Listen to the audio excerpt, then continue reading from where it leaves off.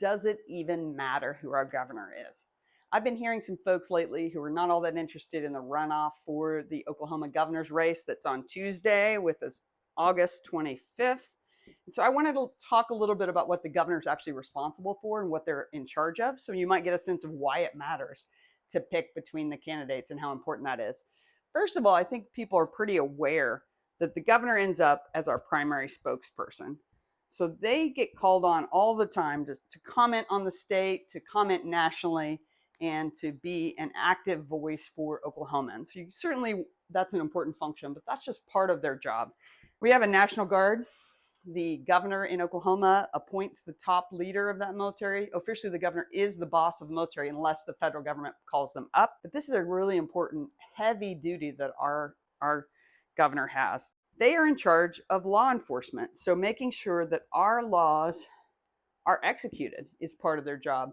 That means they run the executive branch. That's like the Highway Patrol, Bureau of Investigations. The governor's in charge of that. The governor is in charge of appointments. Appointments means hiring. Basically, some of these are volunteer positions, some of them are staff positions. The governor hires and fires some of the major agencies at our state: Commerce, Tourism, Healthcare Authority, the Department of Transportation. They have billions and billions of dollars of taxpayer money that they are in charge of. And the governor's the one who decides who's running that. Also, who's on their cabinet. So if the governor has people advising him about different issues, they're making those choices. This is an incredibly important function that gets overlooked a lot because we need someone who hires really well and make sure we have someone running our state taxpayer dollars well and is accountable. Next, I'll say budget when it comes to spending. So we may set the budget at the legislature, but the governor's the one who's making sure it's getting done. The governor does cash flow.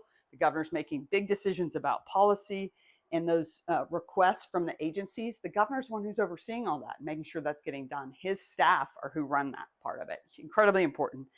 Hopefully you know too that the governor has a veto power. That governor doesn't get to write bills or laws, but the governor can influence them by vetoing them. That means rejecting them.